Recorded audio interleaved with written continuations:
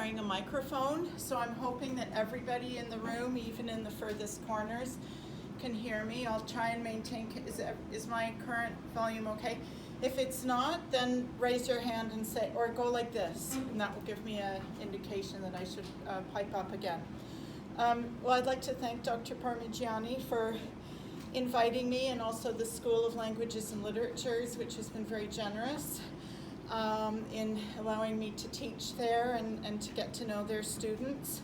Also, shout out to the School of Languages and Literatures for offering this course in the first place. I wish I could have taken a course on the history of violence when I was your age. In fact, speaking of when I was your age, I had very little awareness I had very little historical consciousness or awareness. I was quite oblivious to the past. I was dismissive of the past because it's all back there so long ago. What does it possibly have to do with me? And so some of the things that I'm talking about today have to do with how I slowly kind of woke up, not just to the past, but to my past. Now, Dr. Parmigiani has invited me to talk about Babyn Yar, the Synagogue at Babyn Yar, and Portrait Pebbles. And as I was preparing that, I found myself thinking about my past, and particularly a Guelph connection. And so I'm going to be speaking a little bit about how those things which are seemingly far away and unconnected, how they might have connected with this particular campus. So I stumbled onto this title, Remembering and Forgetting the Holocaust, the Babyn Yar and Beyond. And in fact, when I was thinking about all this jumping around between times, between places, I remembered a quote that I'm really fond of by Laurie Anderson. Actually, Dr. Parmigiani reminded me that it's kind of a mishmash of something Walter Benjamin said about the angel of history, but a more recent American performance artist said, history is an angel being blown backwards into the future. And that was something that always kind of spoke to me, the kind of back and forth and incongruence and lack of narrative, and the pits of silence, pits of forgetfulness that accompany the creation of a historical narrative. And as I was playing around with the talk, I thought, and of course AI is on everybody's minds, I had the idea of plugging that quote into an AI generator. And this is the image that it gave back to me. History is an angel being blown backwards into the future. So that's where the poster image comes from.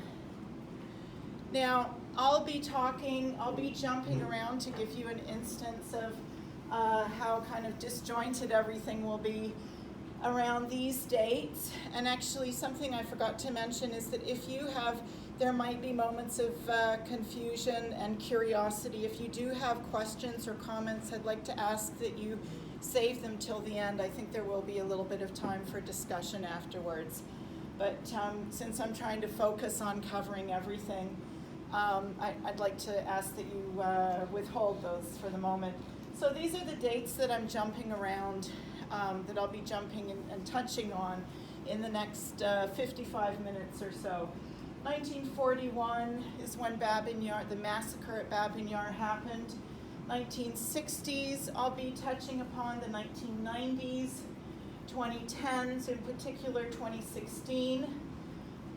2021 is when the Synagogue at Babyn Yar is built, so almost, exactly 80 years after the massacre. And then today, 2023, and thinking about all these, I thought about this quote by Bob Dylan, "The times they are changing." It's really remarkable to think about all the different political regimes and sort of moments of consciousness that have passed just in such a short 80-year period. That's really the lifetime of one person, and there's really a lot packed into that short amount of time. Now, just to be clear about some of the places I'm mentioning, I thought I would bring up this map, just so that, just as a small reminder of some of the geographies. Of course, I will be mentioning the most important place in the world, namely the Guelph campus. But there's also Munich up here, München. So I've got the 4 red circles. Munich is up there. This is a town called Cluj-Napoca. It's in Romania now. This is where my father was born and grew up. And actually, when he was born, that was part of Hungary. So he was born a Hungarian Jew in a Hungarian family. So that will feature in the story I'm telling today. The other place, Kyiv, which I think everybody in this room should have heard about by now. It features prominently in the 24-hour news cycles. A lot going on there right now, and that's the place of the primary massacre that I'm talking about today. And I'm also going to mention a place that's so small here that it's not even on the map in Bosnia-Herzegovina called Srebrenica. That features into the story of my unfolding conscissness. And like I said, Guelph is not on the map there, but we can all imagine where it is. Now here we have a illustration of Babyn Yar, which is a ravine in Kyiv. It's about 2.5 miles long, and actually this is an artist's rendition. You can just about make out the city layout, you know, urban neighborhoods and such. And this is kind of a nice artist's interpretation of the ravine that really reflects actually the name. Babyn means old, or Baba means old lady in Russian, or in Ukrainian, and so that's apparently the name comes from the 1400s, and it gives you a sense of how big it is and how it kind of is a fissure throughout the city. And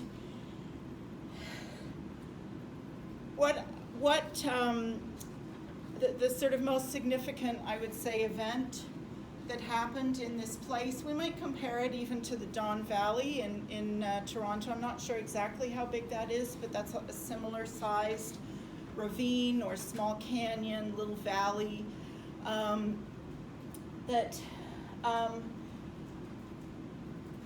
in September of 1941, there was a really large, considerable massacre of around 33,771 Jews.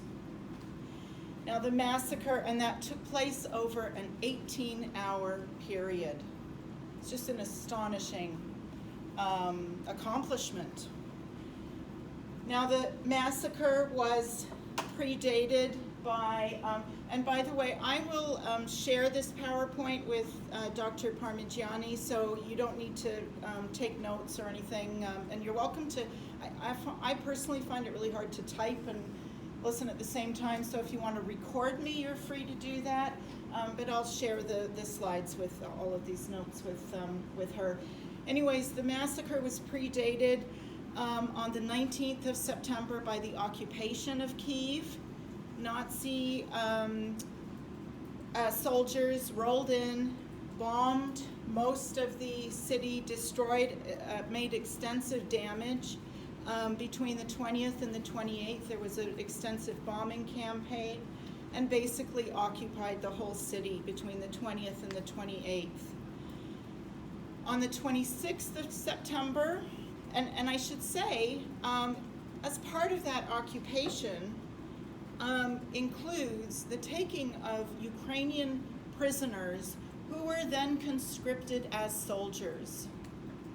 So sometimes I'm kind of interchangeably saying the Germans were the perpetrators, but also the Ukrainians. There were Ukrainian prisoners that were that were conscripted into the Nazi army, and were also perpetrators of this massacre. So on the 26th of September, around 2,000 posters were produced and were distributed throughout the city.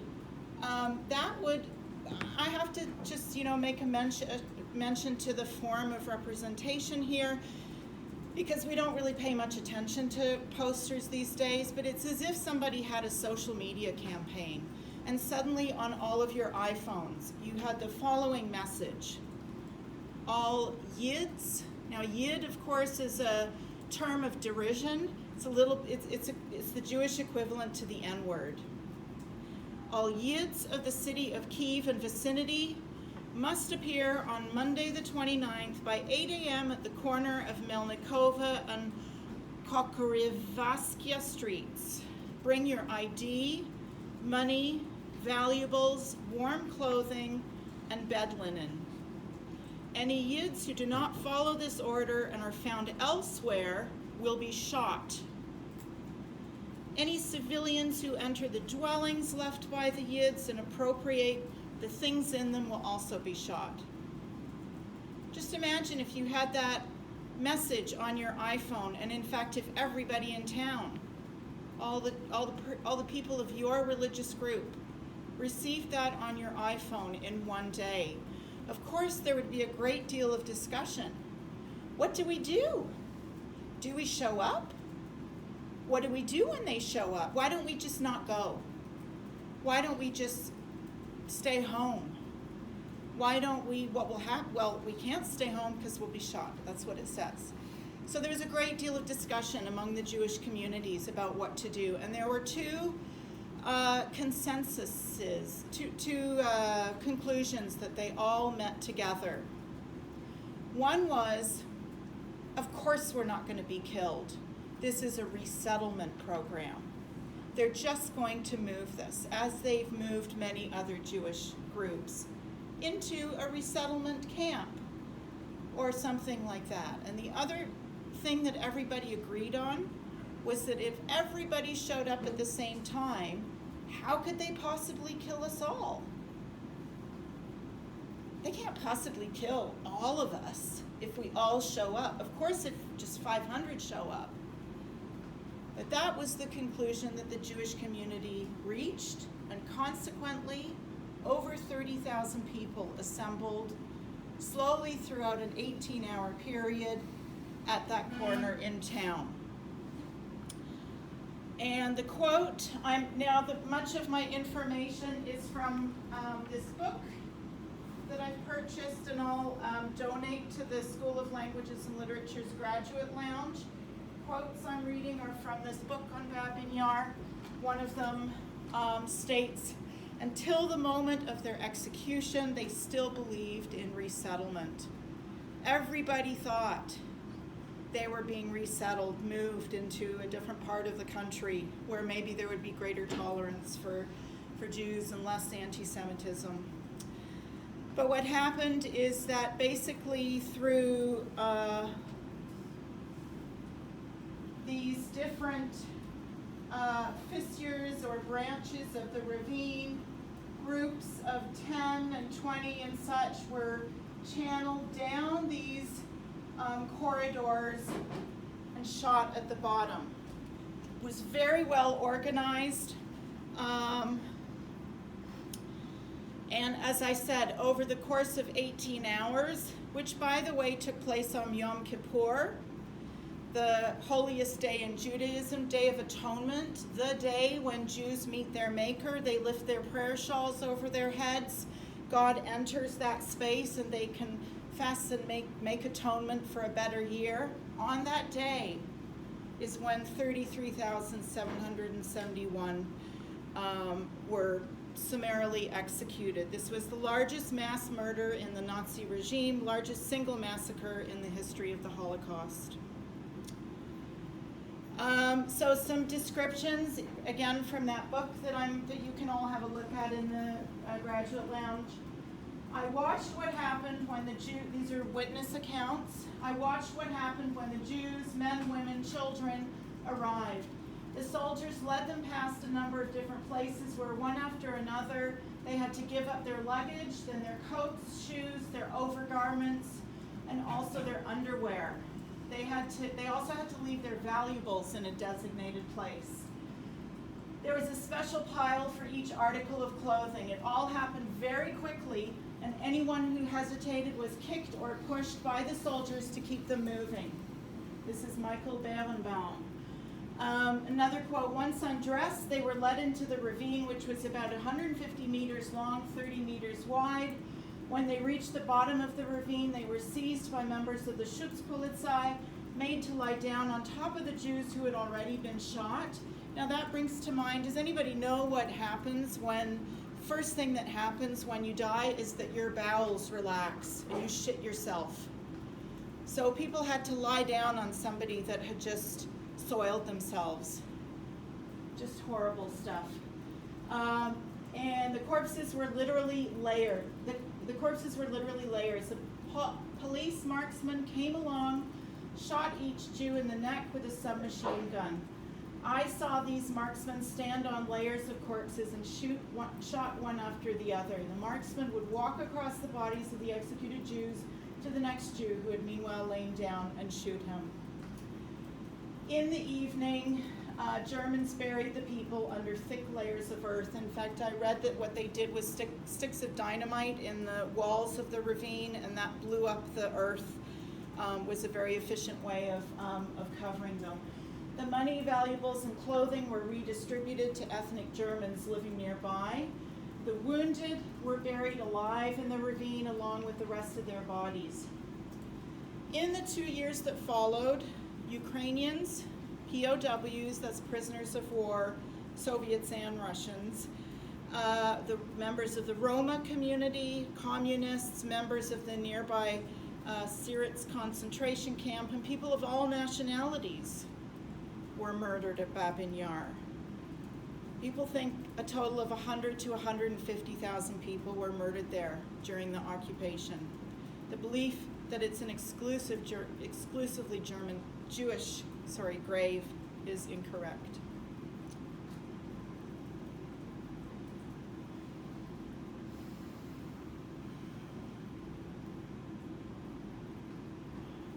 This is the piles of clothes. There are not a lot of photos from that time, as you can understand. I guess I should state the obvious, there were no iPhones back then. But these are just the piles of clothes.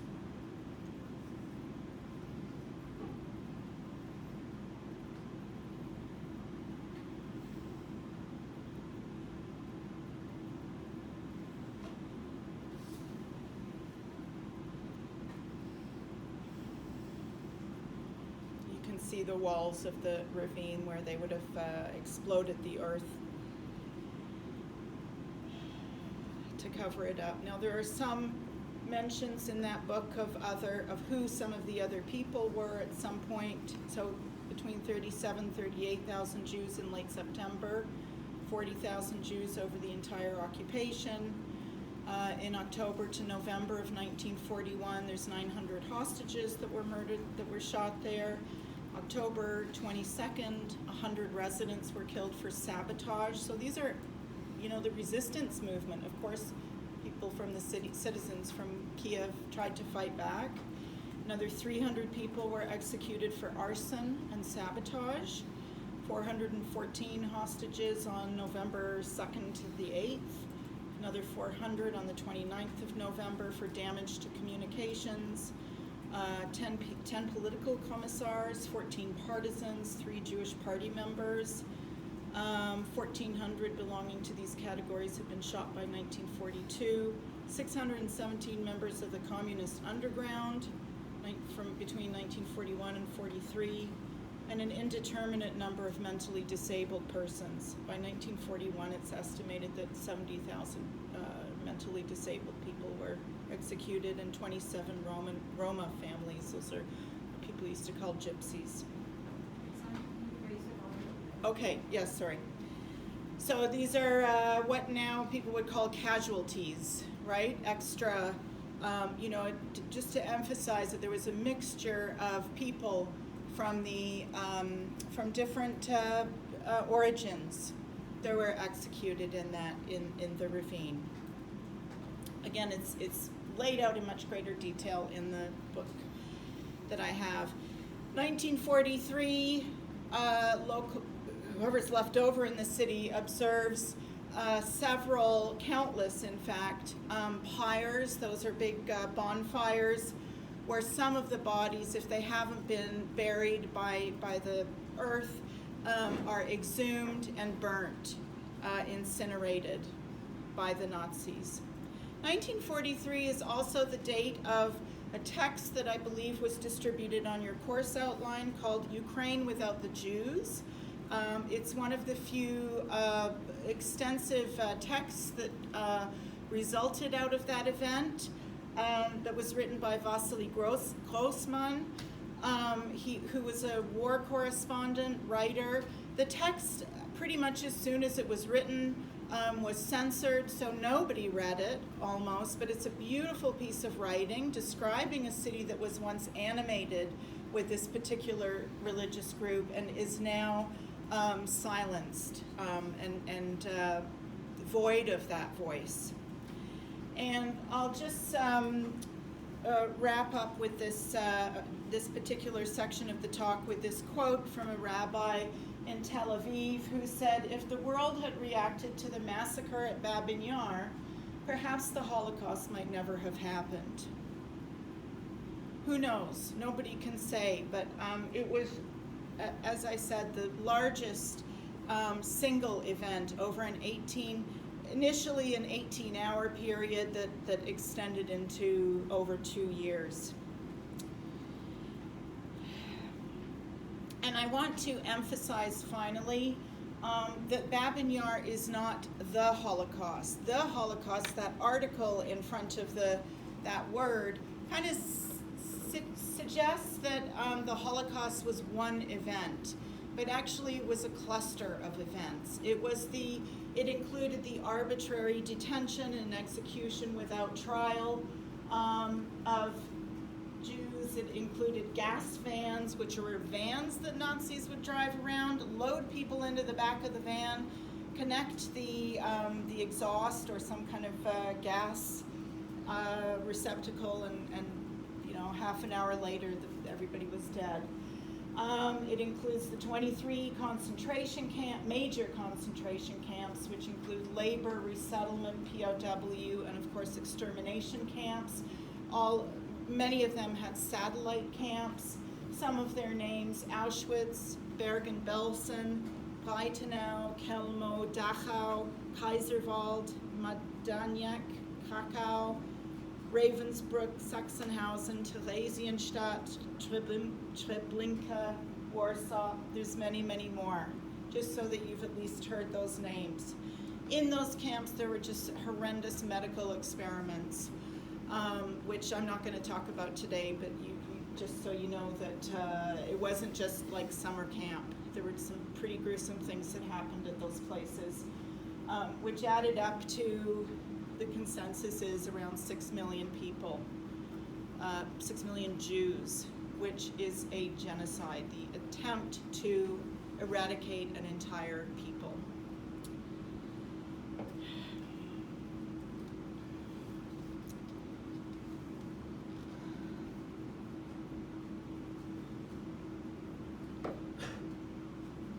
During this time,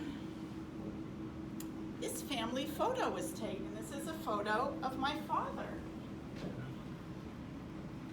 my grandfather, and my grandmother. It was taken in that place called Cluj. These are Hungarian Jews. My father was born in 1937, and I'm guessing that maybe he's 2 or 3 years old. So I'm guessing maybe the photo was 1940. Around the same time as that horrible massacre, about 1,000 miles away. Around the same time that all these camps are accumulating tens of thousands, if not hundreds of thousands of Jews and gassing them. This photo was taken in the midst of all that. That's what my grandparents my father used to say, all that. All that. My grandfather is Alexandra Karl. I'm named after him. My grandmother, Frida, but her maiden name was Ishak. That's the Hungarian word for Isaac. Jewish name. And my father is Gabriel. He's got some of his colleagues here in the room today. At some point, I became familiar with this photo, and now as a almost old woman myself, what I notice, especially when compared to what I've just said about Babyn Yar, is don't they look so happy? They're smiling, they're well clothed, my grandmother has lipstick, she's got a cute little bonnet, their clothes are pressed, they're clean. My father has it looks like a little cherub. He doesn't have a care in the world. And yet people are being slaughtered, Jews are being slaughtered around them. And the question is, why aren't they? What's so special about them? Well, there's a couple of reasons for that. First of all, they're in Hungary, or they're what was then Hungary. The Nazis haven't quite made it that far. But probably the most impactful reason is that they had a bit of money. They were not billionaires, but they were upper middle class. And these are Jews who chose not to wear their armbands, not to broadcast the fact that they're Jewish. In fact, they weren't terribly observant. But they're from a family where there are different levels of observance. Some are quite observant, keep kosher, go to synagogue regularly, and some, like my grandmother, was questioning her faith, I guess is what we would say.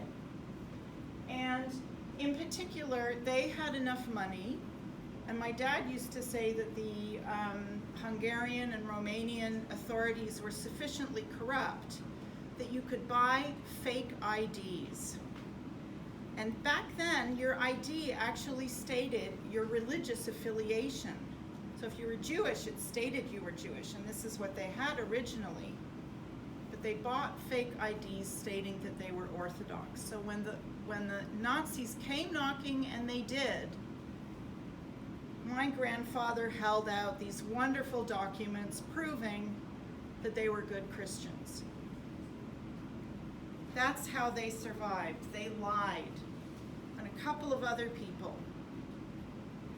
Namely, I know very little about my grandfather's family, but I came to learn quite a bit about this Ishak family. I came across this remarkable photo of my grandmother's family from 1911. The most remarkable thing about it is that I have a photo of my grandmother as a toddler.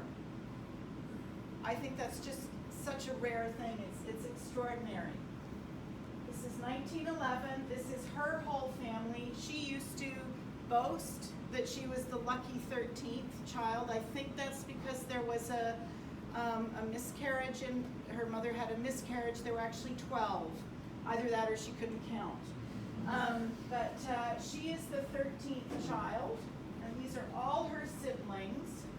Now, I can point out some of the people, namely, that these are her parents. So I have a photograph of my great-grandparents in the household courtyard in Cluj, in that city, sort of between Munich and Kyiv. These are my great-grandparents. And they are so old, or this is, the family is developed enough, this woman has had 13 pregnancies, 12 children, that her eldest child, which is a woman here called Yanka, has already gotten married. That's her husband, and this is their baby. So in this photo, my grandmother always used to say, "I'm already an auntie," okay, because that was her niece. All the other kids are her siblings. 1911. It's a remarkable thing, a remarkable document for me to have for my children. And at some point in my life, I started to think rather deeply about who all these people were, why I didn't know them, what happened to them, and I just have to see where.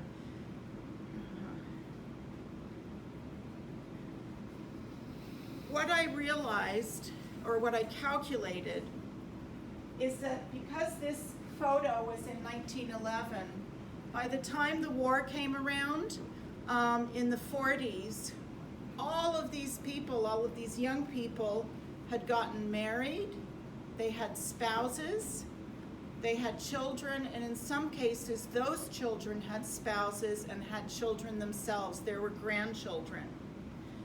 When I was in my 30s, I sat down and I calculated this. I was hoping this would be a bit bigger. I calculated this. In fact, I can pass that around. Why don't we go along here? So essentially, and I calculated this using a newly available database out of Jerusalem called the Yad Vashem database. And also by talking with my father, who knew all these things. So the great-grandparents were up at the top, Farkash Ishak and Lenny Handel. They were dead already. They died in the 30s. But in red are all of their children. Yanka, Herman, Nina, Marika, Heinrich, Yeno, Esther, Anne, Moritz, Leo, Mitza, Frida, my grandmother Frida. And all of their spouses, children, and grandchildren. I wrote this down as a family tree, I guess, and researched all of their life and death dates. And what it turned out was that group, I think there's 16 people here, turned into a group of 40-something. One was killed in the First World War. Like I said, there was a miscarriage. One died of meningitis. And with the exception of, I think it's 9 people, everyone else died in the same year. You'll notice on the card going around, how many? 1944, regardless of when they're born. Some of them are born in 1915. Look, there's one born in 1937. Somewhere there's one, I thought there was a later one. There was well, this one, I don't know. Anyway, they're all different ages, but 44 and 43 is when the Nazis finally got into Hungary. The Hungaries capitulated, and they were all wiped out. And I should say too, those were the people in the family that did wear their armbands, that were more observant, maybe keeping kosher at home, going to synagogue. Totally never heard from again. So quite an extensive number. This is the next family photo I have, the next reunion. It's from a Budapest apartment, and perhaps the reason why, I mean, this is the first person that anybody from that original group could get together again, because everybody was dispersed. Nobody knew where anybody was. And so this is now my father. And I'm thinking that this is around 1960. This is now my father. He's 20, I guess it would be 23. He's growing a mustache. This is my grandma, my grandfather, and the only other people that survived. And pretty much, for the most part, for similar reasons. These people were the wealthiest of that larger group. They bought their way, they bribed their way. They were able to buy, they could afford fake documents and afford considerable situations. So this couple here, this is the nephew of my grandmother. He was a doctor, had quite a bit of money. He was in Budapest, and he was able to buy a place in a very famous apartment in Budapest that was sanctioned by the ambassador of Sweden. The ambassador of Sweden knew what was going on and bought a whole apartment building, put the guards from the Swedish embassy in front, keeping the Nazis out. And for rich Jews, you could buy a spot in there. You were allowed one spot and bring one person with you. This man, he had to choose between his sister and his wife. He chose his wife, and they went on to live in Israel, have a family. He never saw his sister again, and he never recovered from that. You know, he was happy to be alive, but he was always a very, very depressed, and well, he never recovered. He felt like he had killed, he was responsible for his wife's death, sister's death. This couple, this is my grandmother's sister, Esther. They were wealthy enough that they actually bought a ticket into Switzerland, stayed in Switzerland for most of the end of the war. This guy, Lotzi, was not so lucky. He was the guy in the family who drank the juice, drank the punch.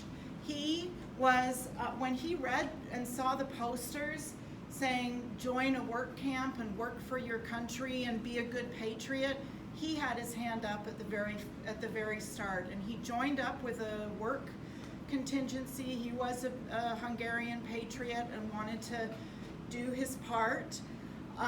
They quickly saw that who he was, and they traded him with the Soviets. He ended up spending several years in a gulag in Siberia. I read later that the people from that gulag, you know, this is a place where there was no food, talk about, you know, bad humanitarian conditions. People just locked up 5,000 men, threw away the key. There were hardly any guards there, and the way that people survived there was through cannibalism. It's a separate story how he made his way back, but anyway, that's who we have here in this picture. And I can just say that this is a gentleman that I met many times throughout my life, and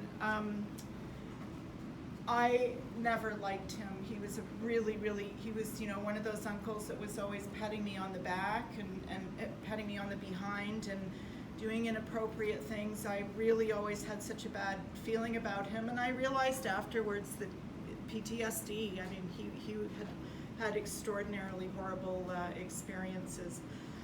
Anyways, this is the family that survived out of that larger group, and well, let me just, at this point I'm going to focus on my father, who remarkably ends up in this lovely place in Guelph. He spends a few months in Munich at a refugee camp and eventually gets a visa to come to Toronto. He goes to the U of T, gets a PhD in physics, and then 69 comes here and works with these great guys in the front row here. Spends the rest of his life living in Guelph. And here he is now, a happy young man with a job. This picture was taken just a couple of blocks, literally like less than a mile away from here, with his new wife, his beautiful baby daughter,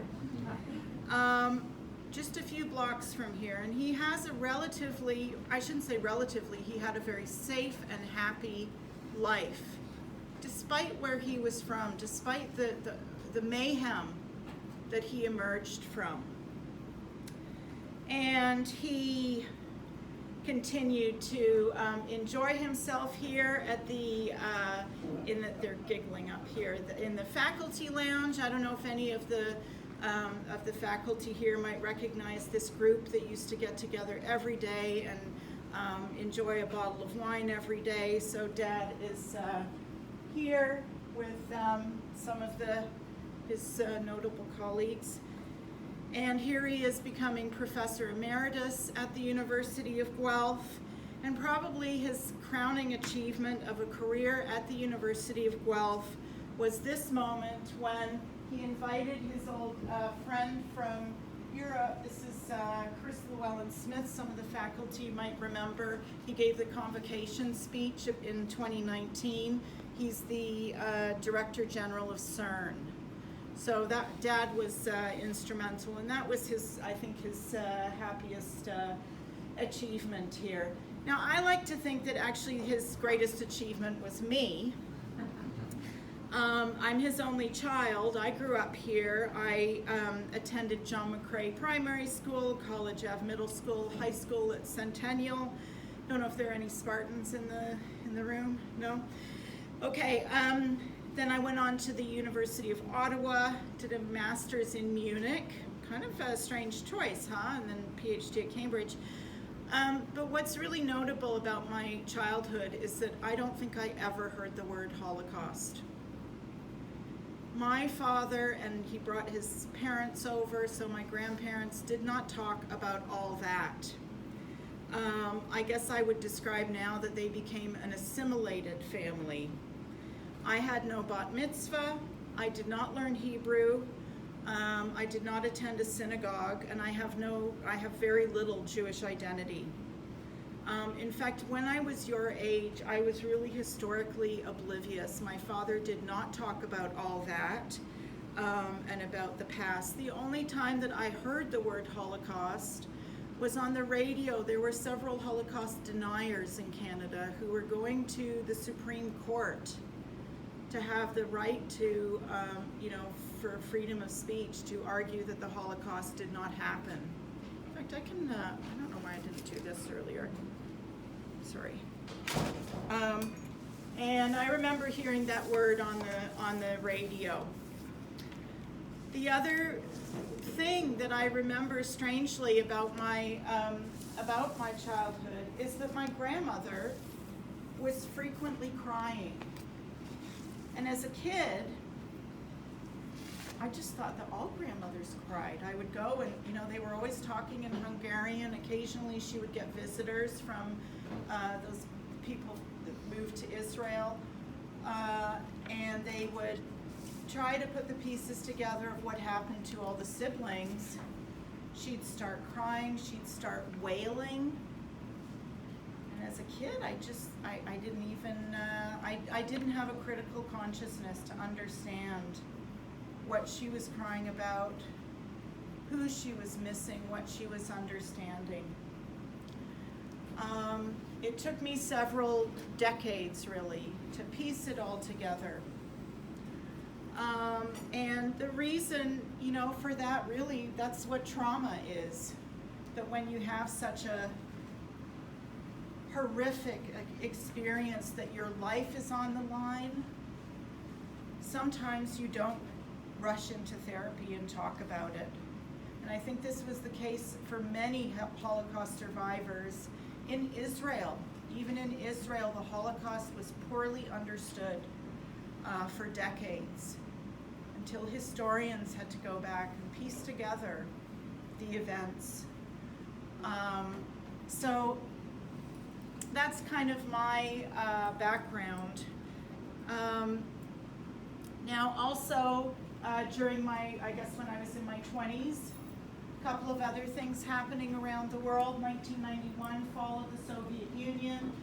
Ukraine gains its independence. And this is the start of recognizing what happened at Babyn Yar. Babyn Yar lay silent for decades. Nobody talked about what happened. People were just in shock that 100,000 people from your city are summarily executed and lying in that ravine. It's such an overwhelming wound that you can't even begin to process it. You need generations and years to process. 1992, I'm 22, or I guess 23. I graduate from the University of Ottawa with BFA. 92, my dad goes back to Munich. Germany has evolved. And in fact, so Germany is no longer Nazified. It has lost the war. It has processed its past.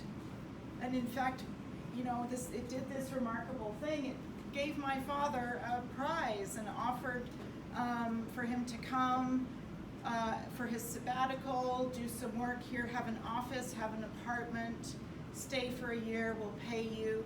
That coincided with my graduation from Ottawa, and I had no clue what I was doing with my life, and I thought, well, I'll go visit. Munich sounds cool. I'll go visit my father, and as it happened, I fell in love. I was fascinated with the city. I got a wonderful job at an outstanding museum where I could continue learning about museums and art, which was what I was really interested in. So I ended up staying in Munich for 5 years, the same place where my dad was in a refugee camp, same place where Nazism really started. While I'm there, again, I was kind of historically, you could say morally asleep.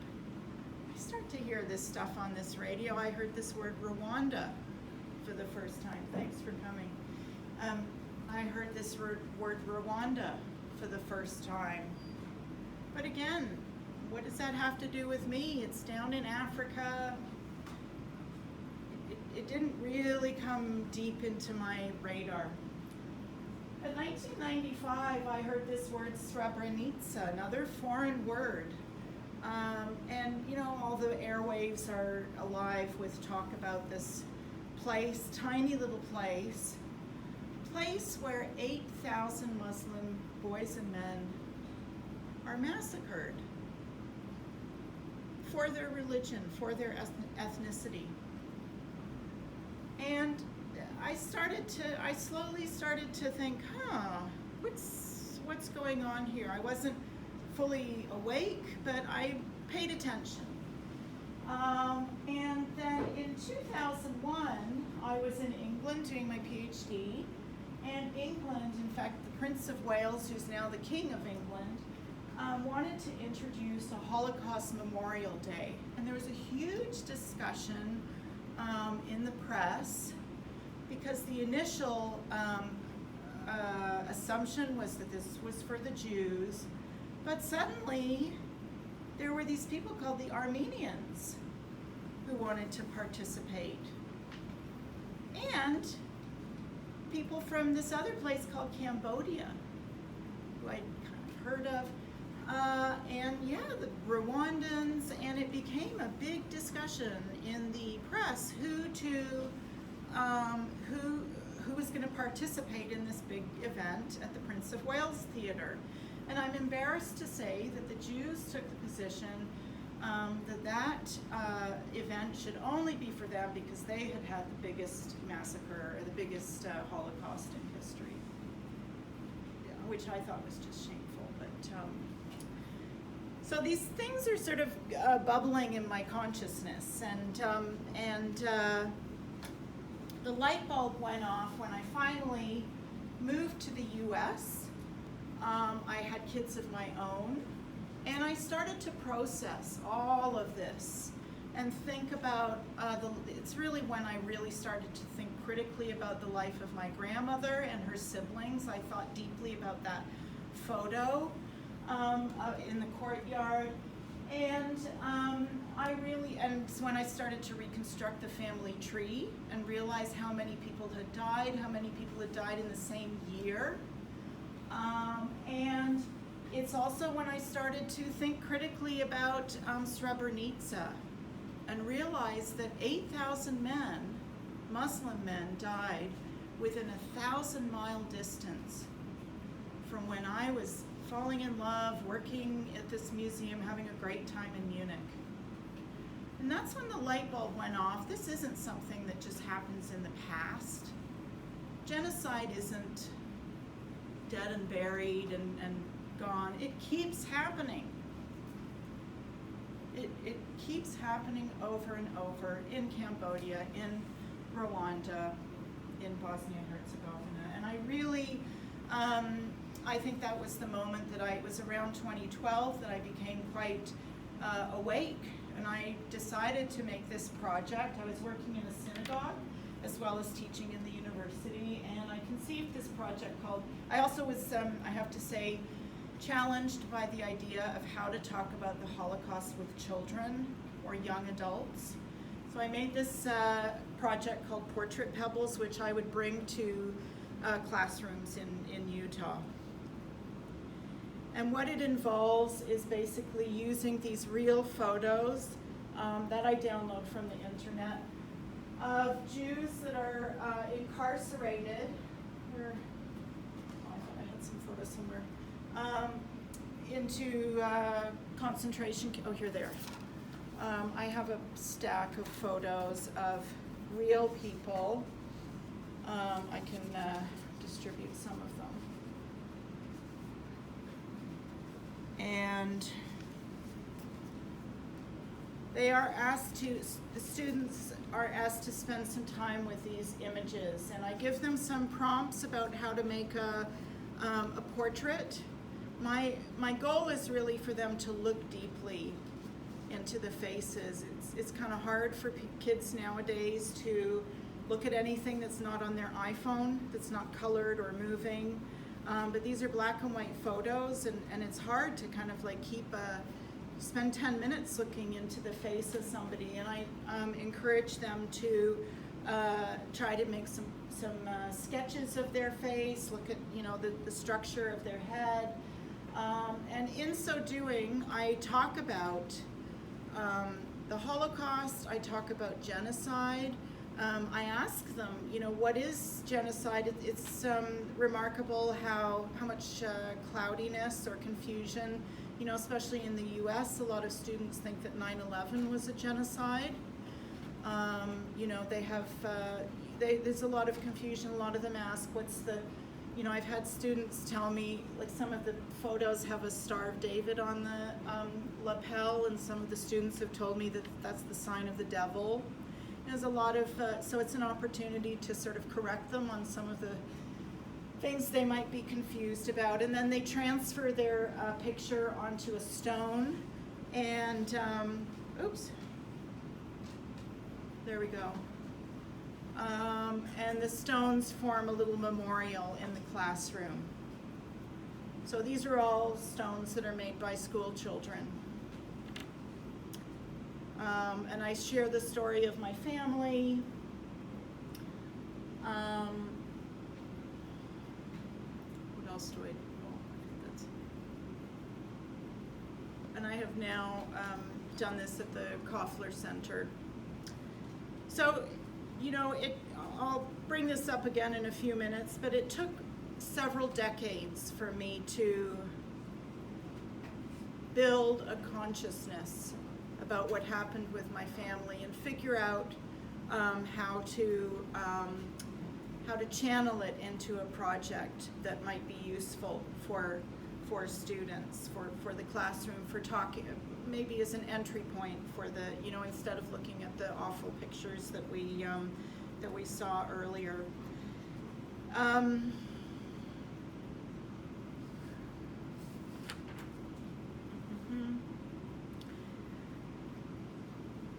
And this project began in 2012. Finally.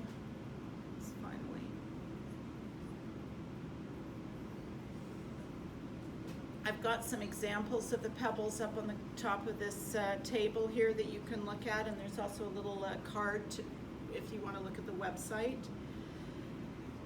Now, similarly to taking all that time for me to wake up and to process the past, Babyn Yar also sat in silence for many, many years.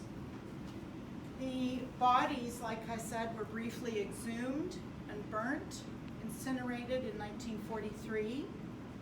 After that, they were further covered up. There was a mudslide that happened, and it killed another 1,500 people. Buried them as well.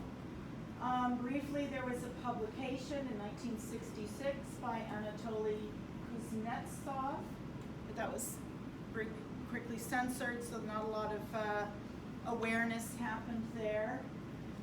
1976 saw the first monument in Babyn Yar. But it wasn't to the Jews, because 1976 Ukraine was still behind the Iron Curtain, so they weren't allowed any references to religion, and so the monument was called the Monument to the Victims of Fascism. Quite an awkward rendering of what had taken place in that ravine. It's only in 2016, decades after the massacre, that he finally opened the Babyn Yar Holocaust Memorial Center, which was an education center. 4 years later, they appoint an architectural advisory board to think about what kind of memorial. But they adopt this concept that they're going to reject the idea that a memorial had to match the importance of a historical event by means of its physical and visual weight. In plain terms, they didn't want another block of granite. They wanted something maybe that reflected the Jewish spirit, and they invited Manuel Hertz in 2020, Basel-based architect, to submit a proposal. He proposed a synagogue, so something that's active and living, in the shape of an oversized siddur. A siddur is a Jewish prayer book for daily prayers. And they had the stipulation that it had to be complete by the next year, Yom HaShoah, which is the Jewish Holocaust Memorial Day, and it was indeed opened on April 8th, 2021. So 80 years after Babyn Yar, after the massacre at Babyn Yar, the Jews finally got a memorial. 80 years. The ravine and those bodies lay in silence.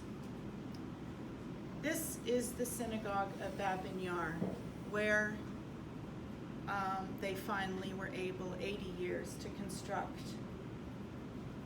I hasten to use the word memorial, but a response to that massacre. This is something that, in fact, I'm just going to jump ahead here, has a folding roof, and basically the walls of this synagogue open and close like this. The roof goes up and down. It has you can see it's made out of wood, which I'll talk about in a second. Brightly painted, I'll talk about in a second. But this is actually here you can see the wheel, which you turn to bring these walls are on wheels, and they close, and then when it's opened like that, that's controlled from that wheel. Here's another view of the ceiling. The ceiling mimics the celestial, the night sky as it was on September 29th, 1941. This would have been the sky that those 33,000 Jews saw before their lives were extinguished. So there are little kind of hints at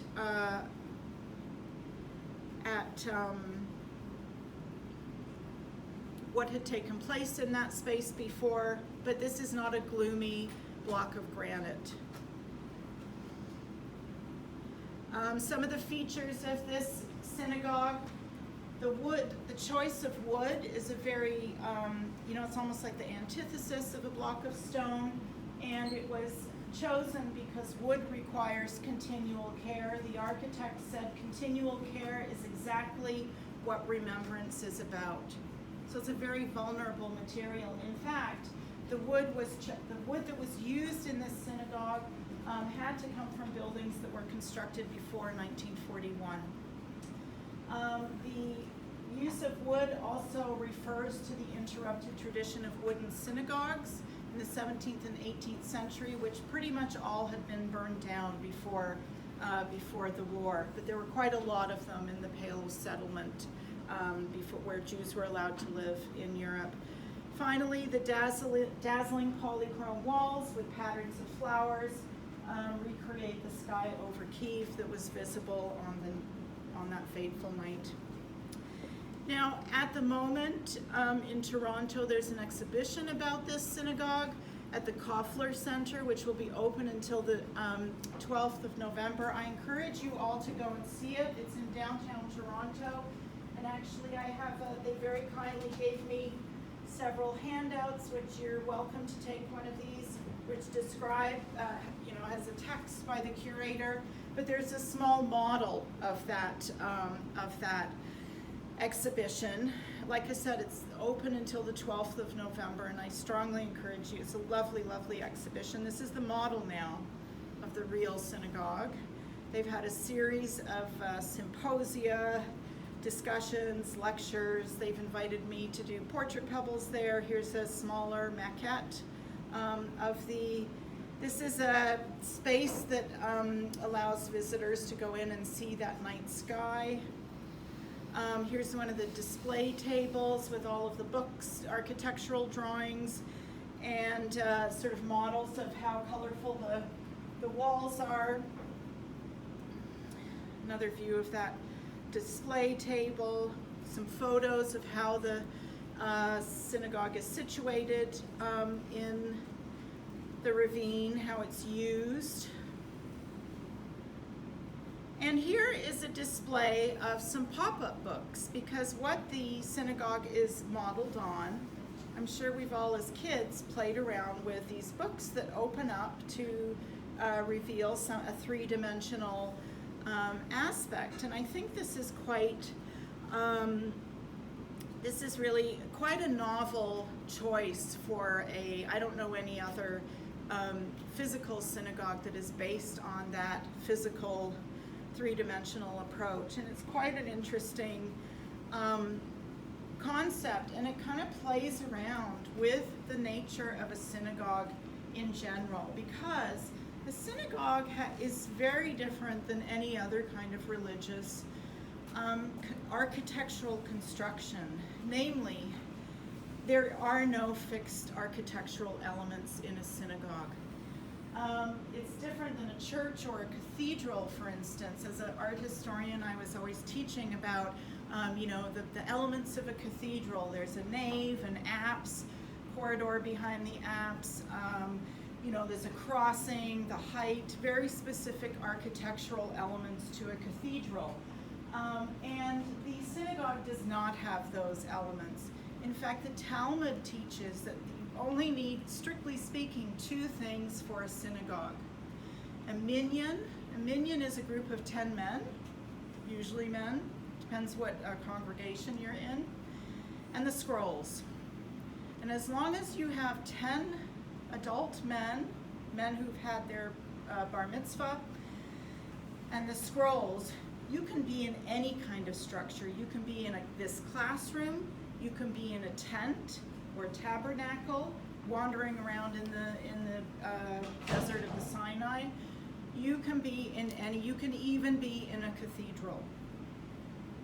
As long as you have 10 men in the scrolls, that is a synagogue, technically speaking. So a synagogue is a very transient and fluctuating entity. That is where God can enter. It has nothing to do with the fixed place of a fixed material space of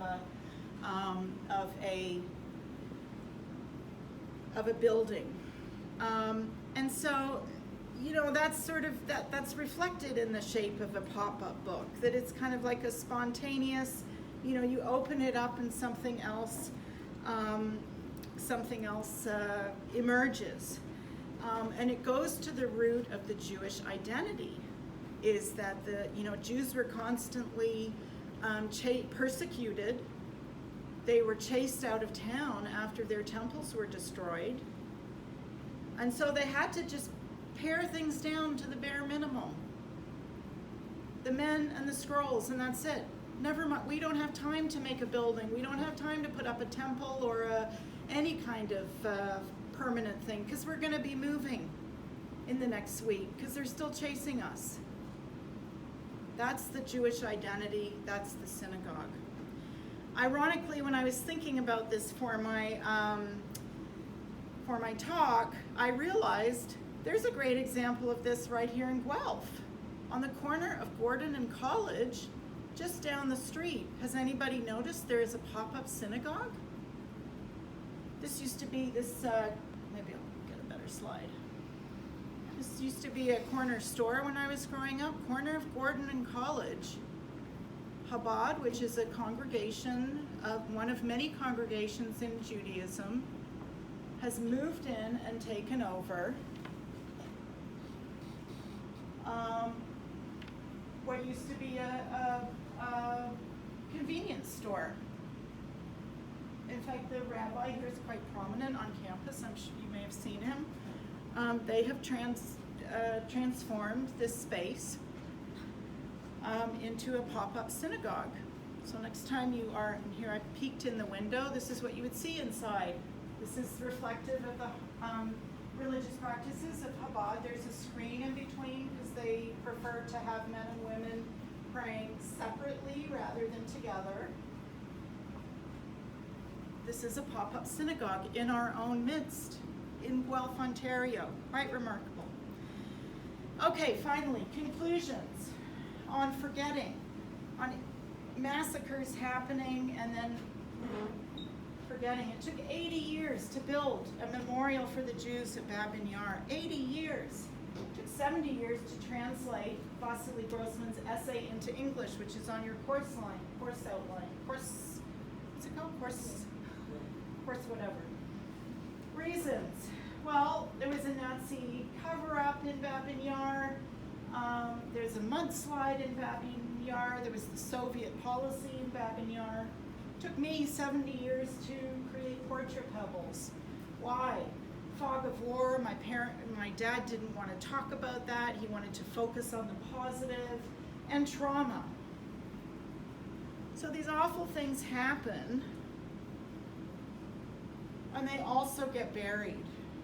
There is remembering and there is forgetting. Ergo, history is like an angel being blown backwards into the future. Thank you very much.